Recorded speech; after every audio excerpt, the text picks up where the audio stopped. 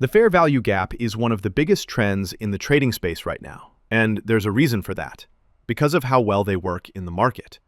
But not all fair value gaps are created equal. For instance, this fair value gap ended up not working, and this fair value gap did end up working. So why did this fair value gap work and the other one didn't? Well, there's actually a secret technique I use to instantly tell me when a fair value gap becomes valid. And once you add this technique to your arsenal, you will instantly see your fair value gaps become more accurate. To begin, we first have to go over what a fair value gap actually is. We can have bullish fair value gaps and bearish fair value gaps. A fair value gap is simply when price moves up or down an insane amount, creating a huge candle. The price moved up so quickly that it didn't give sellers enough time to counteract this movement, creating an imbalance in the market.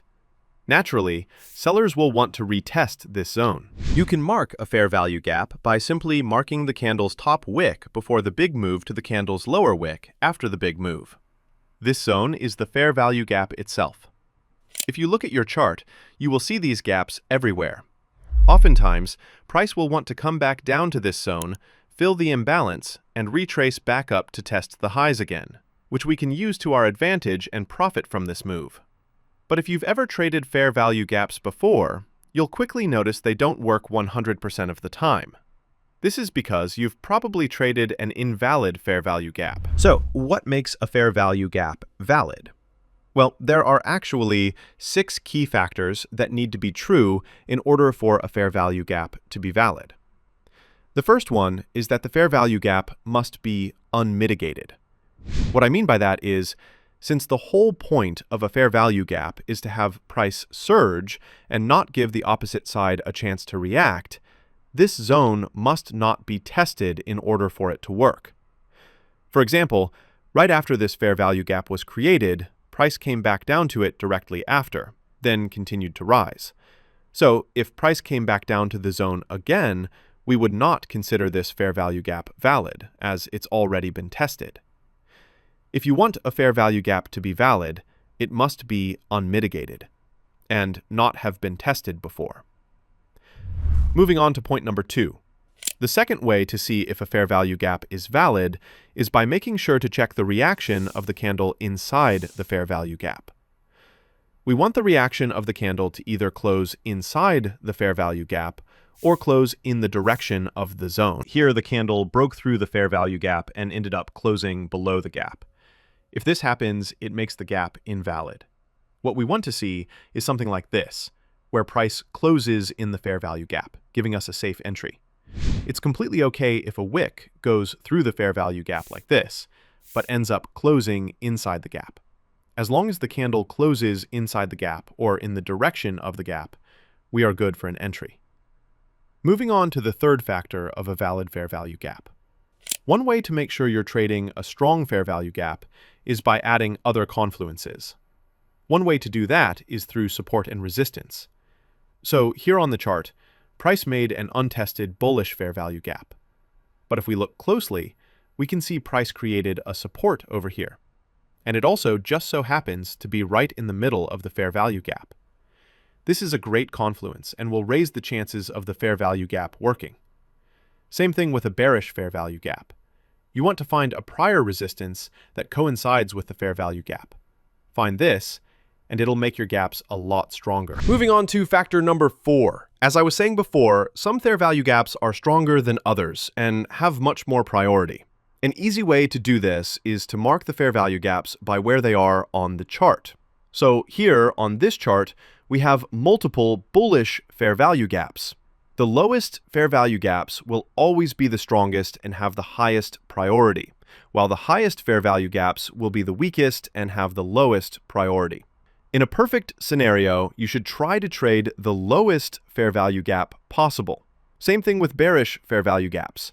If you have multiple bearish fair value gaps on one chart, the highest fair value gap should have the most priority. This will help your chances of finding the one that works. Moving on to factor number 5. Factor number 5 goes along with factor number 4, picking a fair value gap with the highest priority. What you want to do is go on TradingView and pick the GAN box tool right here. Go to the settings and make sure the price levels are 0, 0.5, and 1. This will give you something that looks like this. Now, if you have multiple fair value gaps on a chart, just grab this tool and mark from the low of the move to the high of the move. This will give you an easy way to see which fair value gaps to trade. In a perfect scenario, you should not be trading any fair value gaps that are in the upper portion of this tool. You only want to trade gaps that are in the lower portion of this tool. Same thing with shorts. Mark the high of the move to the low of the move. You only want to be trading fair value gaps that are in the upper portion of the tool. If you follow this step, you will only be trading high priority fair value gaps.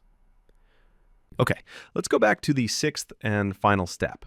When trading fair value gaps, you should have a break of structure before the gap is made. A break of structure is simply when price breaks the high or the low that was previously made. So in this example, price created a fair value gap, but it did not create a break of structure because it did not break this high right here. So we would not trade this gap. What we want is something like this. For bullish fair value gaps, price should break the high it previously made. And while doing so, it will probably create a fair value gap. This gap will now be valid because it broke structure at this high. Same thing with shorts. Price must make a break of structure of the previous low before creating the gap. If you combine all 6 of these steps together, it will create the ultimate fair value gap, and it will greatly increase the chance of respecting the zone, so you can profit from it. So here's a trade example of doing so. First, we see price made this high, so this will be our break of structure point. We wait and make sure price breaks this high, so we have a break of structure. Next, we wait for a fair value gap to be created. We then make sure this fair value gap is unmitigated and hasn't been touched before. So in this example, we're good so far. We then mark the highest priority gaps and the lowest priority gap. That way, we can see which gaps we should be targeting. We then grab our GAN box tool and mark from the low of the move to the high of the move. As you can see, this gap was created in the upper section of the tool. So we can remove this gap from our chart because we don't want to be trading it anyway. That leaves us with this gap. And if we look closely, we can also see there's a support that just so happens to be right in the fair value gap. We then wait for price to come back down to the zone. Once it reaches the zone, we make sure the candle either closes in the zone or above the zone, which, in this example, price did exactly that. And it's starting to show that it respects this zone. All 6 of our criteria are met, and we know this is a valid fair value gap with a great chance of becoming a winning trade. We set our take profit at the high of the move and set our stop loss at the low of the candle that made this fair value gap. And just as we expected, price boomed right after touching this fair value gap and gave us a great, beautiful winning trade. Combine all 6 of these steps together and you will instantly see your fair value gaps performing better. Hope you got some value from this video. See you next time.